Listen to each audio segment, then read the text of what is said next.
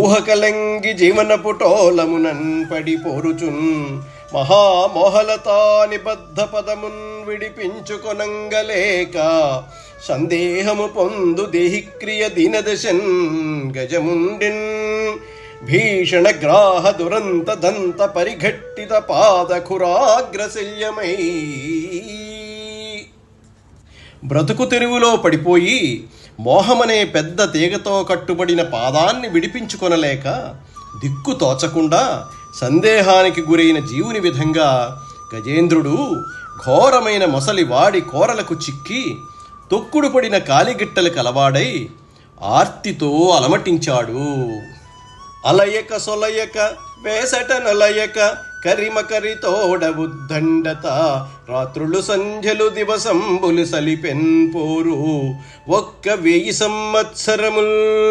అయినా కూడా అలసిపోకుండా వెనుదీయకుండా విసుగు చెందకుండా ఆ గజరాజు తన పరాక్రమంతో రాత్రుళ్ళు పగళ్ళు సంధ్యలు మొత్తం కలిపి 1000 సంవత్సర కాలం పాటు ఆ మొసలితో పోరాడింది. గజేంద్రుని దీనాలాపములు.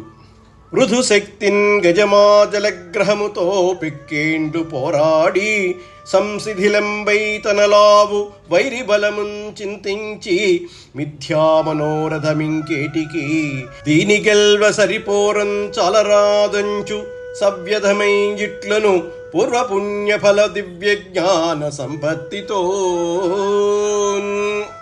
గొప్ప బలంతో గజరాజు చాలా కాలం మకరరాజుతో పోరాడి తన శత్రువు బలాన్ని పోల్చి ఆలోచించాడు.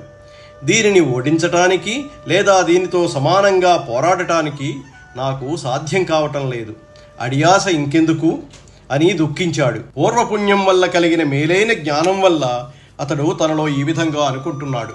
ఏ రూపంబున దీనిగెల్తు ఇట మీద ఏ వేల్పు చింతింతు ఎవ్వారించిరుదు ఎవ్వరడ్డమిక ఇవ్వారి ప్రచారోత్తమున్ వారింపన్ తగువారలెవ్వరు అఖిలం వ్యాపార పారాయణుల్ లేరే మృక్కెద దిక్కుమాలిన మొరాలింపన్ ప్రపణ్యాత్మకుల్.